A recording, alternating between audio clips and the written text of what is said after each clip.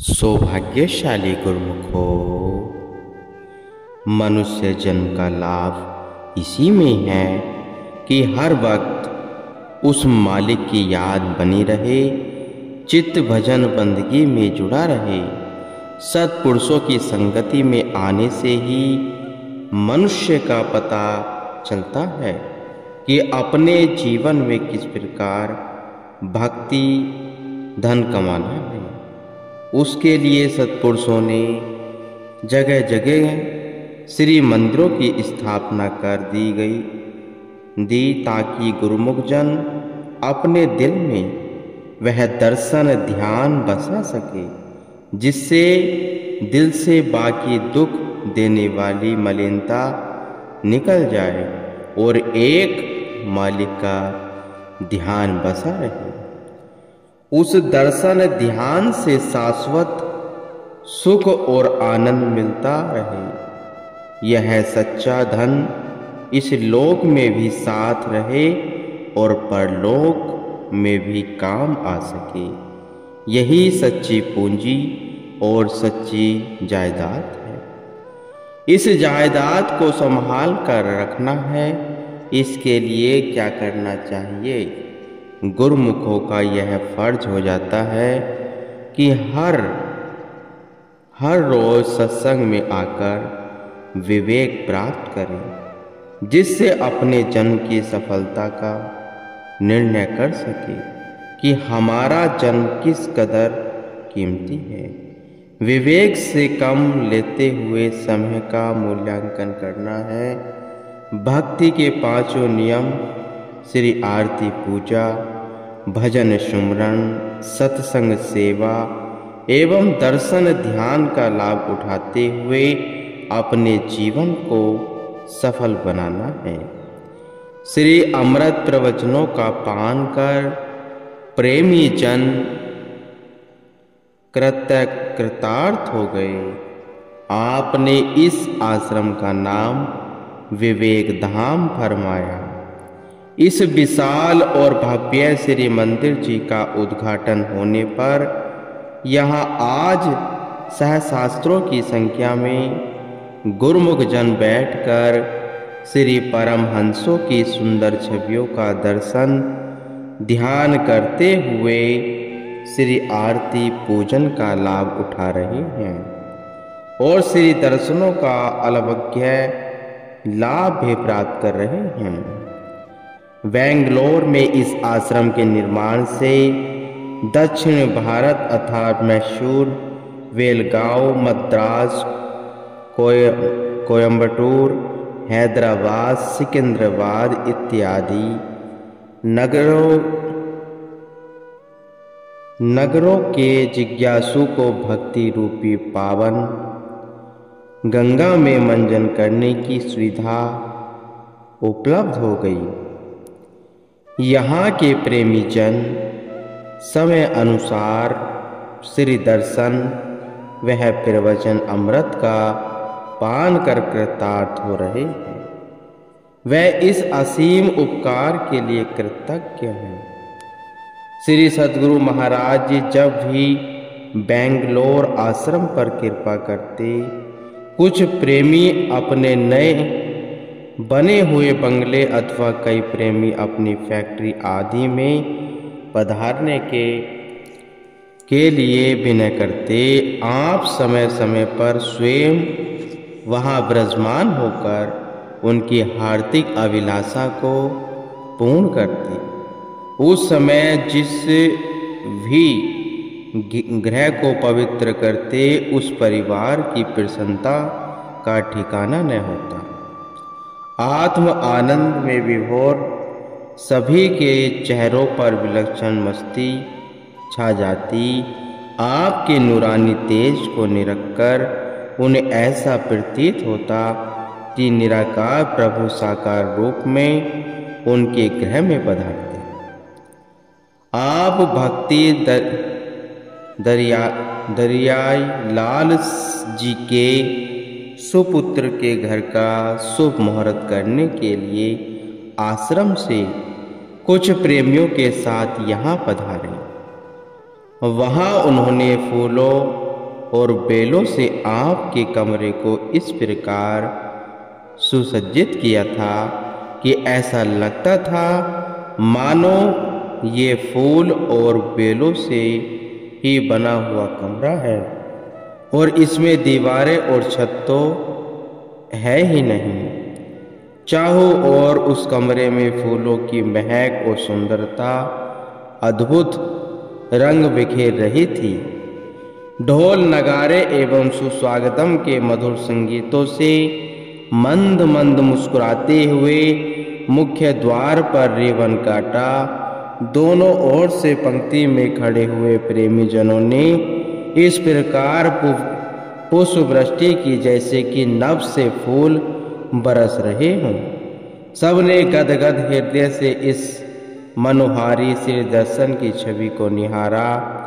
आपने प्रथम उनके श्री मंदिर में प्रवेश किया और पुनः पुष्प सुसज्जित कमरे में विराजमान हुए। आपने फरमाया, प्रेमी, यह एक कमरा है या कि स्वर्ग से उतरे हुए पुष्पों की सुवासित महक से महकता उद्यान। यह पुष्प और बेलें क्या है? उस प्रेमी ने उत्तर दिया, प्रभु, यह आपके द्वारा हमारे दिलों में उत्पन्न किया प्रेम का उपहार है। आप यहाँ हम पर कृपा करें कि हम आपके ध्यान में सदा इस प्रेम को संजोए रखें। सर्वदा आपको इसी प्रकार अपने इन नैनों से निरखते रहें। आपने आशीर्वाद देकर फरमाया, दृढ़ विश्वास, श्रद्धा और प्रेम ही प्रेमी की पूंजी है। इसकी संभाल करोगे तो बाहरी नेत्रों से एवं अंतर्मन में इसी स्वरूप को सामने पाओगे। आपने उपस्थित सभी गुरुमुखों और परिवारों के सदस्यों के सम्मुख श्री वचन फरमाया, मनुष्य जीवन अनमोल है, सब योनियों से श्रेष्ठ है। इसकी कीमत वह कदर केवल गुरुमुख ही पा सकते हैं। कारण यह कि उन्हें सत्पुरुषों की सुसंगति का दुर्लभ सहयोग मिल गया है। आप संसारी जीव इससे गुमराह हैं। उन्हें इस चीज की समझ ही नहीं है। जिन्हें महापुरुषों की चरण शरण और सुसंगति नहीं मिली, उनके लिए संत कथन करते हैं, ते दिन भय अकार थी, संगत भय न संत, प्रेम बिना पशु जीवण, भक्ति बिना भगवंत। सत्पुरुषों की संगति के बिना जीवन निरर्थक है। प्रभु प्रेम के बिना जीवन का कोई अस्तित्व और न कोई मोल है। मालिक की भक्ति और प्रेम के बिना जीवन तोथा और अधूरा है। सत्संगति का सौभाग्य करोड़ों जन्मों के पुण्य एकत्र होने पर मिलता है। करोड़ जन्म को तो केवल गिनती के हिसाब से कहे गए हैं, परंतु इसका तो कोई हिसाब नहीं लगाया जा सकता। गुरुमुख जन संसार में रहे, संसार के कारोबार कर रहे हैं, संसार का कार्य व्यवहार भी कर रहे हैं। उन्हें आज इतना आत्म आनंद मिल रहा है, क्यों? यह आत्मिक आनंद और सुख उसे ही मिलता है जिसके हृदय में भक्ति और प्रेम की लगन जागरूक हो चुकी है। कहते भी हैं, love is God is love. प्रेम ही परमात्मा है, परमात्मा ही प्रेम स्वरूप है। अर्थात हार्दिक प्रेम से ही प्रभु परमात्मा को पाया जा सकता है। मनुष्य जीवन का ध्येय ही यही है कि जिसे पाकर जीव धन्य हो जाता है और उज्जवल मुख दरगाह में जाता है। इसके पश्चात प्रभु प्रेम एवं प्रभु आगमन के भजन गाकर सब झूमने लगे। साय समय उस परिवार ने जब श्री चरणों में माथा टेका तो आपने मुस्कुराते हुए फरमाया, प्रेमी परिवार और प्रेम ही आधार है, सब और प्रेम ही प्रेम है, आनंद ही आनंद छा रहा है। यही आनंद सदा अपने हृदय में कायम रखो। अपने दिल को सद्गुरु के दर्शन, ध्यान, सेवा, सत्संग में लगाओ और जीवन को सफल बनाओ। उस समय भक्तानी ने विनय की, स्वामी जी मुझे ऊंचा सुनता है। आपने पूछा, तुम्हारी आयु कितनी है? उसने उत्तर दिया, 30 वर्ष। श्री वचन हुए, इतनी छोटी उम्र में इतना कम क्यों सुनाई देने लगा है? कहने लगी, मुझे खट्टे चने बहुत पसंद हैं और डॉक्टर कहते हैं अधिक खटाई लेने के कारण तुम्हें कम सुनाई देता है। आपने मुस्कुराते हुए फरमाया, पहले जब खट्टे चने में नौकरानी ने बेहोशी की दवा मिलाकर खिलाई थी और सब कुछ लुटकर ले गई थी, वह बात भूल गई है क्या?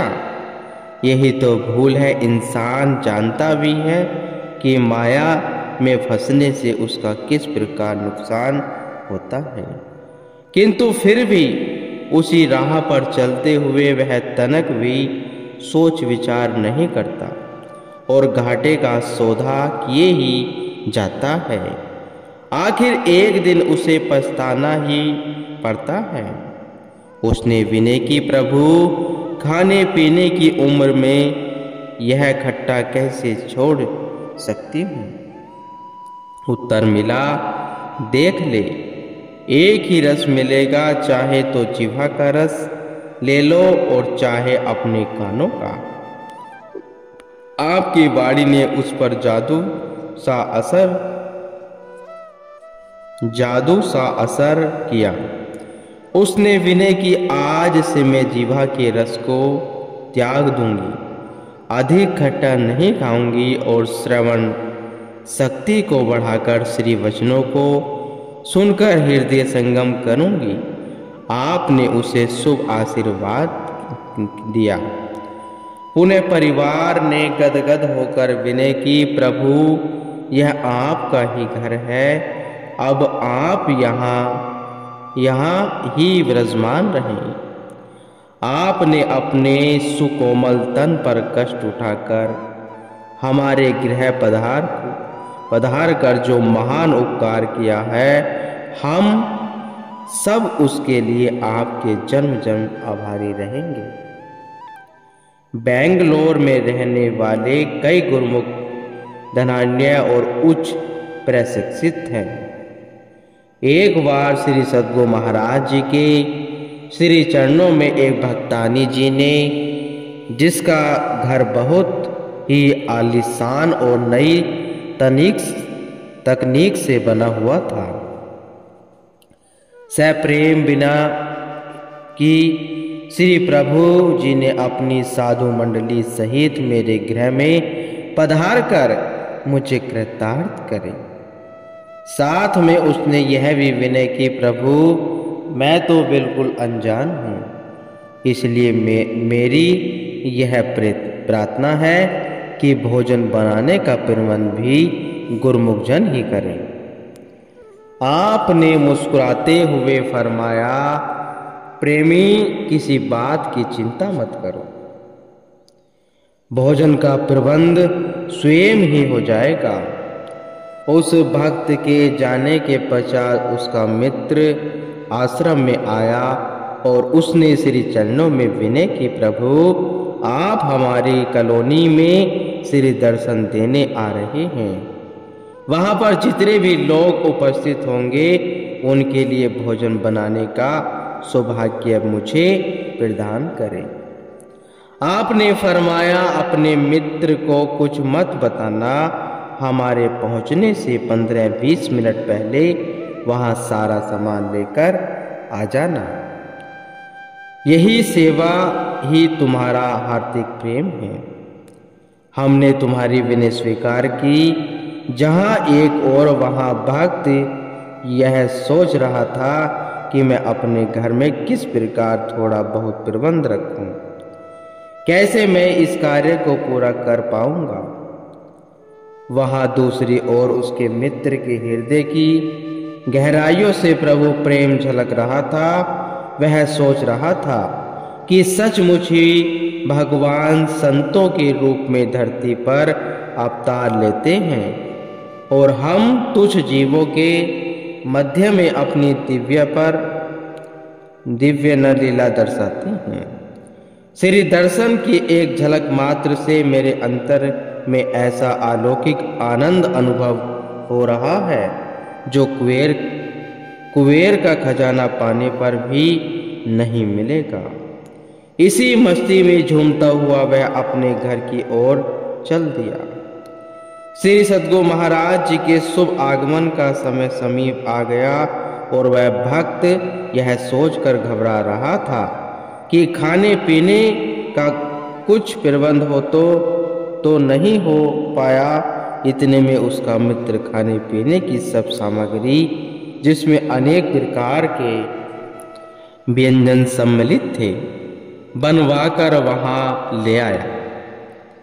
वह इतना भोजन तैयार करवा लाया कि उससे भी दुगनी संगत आ जाती तो भी कम न होती। महाप्रभु जी ने अपनी संत मंडली सहित भक्त जी के घर कृपा फरमाई। भक्त जी ने परिवार सहित आपका भव्य स्वागत किया। आज तो उसके पाप धरती पर न थे। त्रैलोकी के स्वामी उसके गृह पधारे थे। ऋषि मुनि योगी हजारों वर्षों तक तप करके भी जिनकी एक झलक को पाने के लिए तरसते हैं, वे महाप्रभु भक्तों के प्रेम बस अपने अतुलनीय प्रेम का खजाना लुटाने स्वयं आकर विराजमान हो गए। कितनी दयालुता है श्री प्रभु जी की।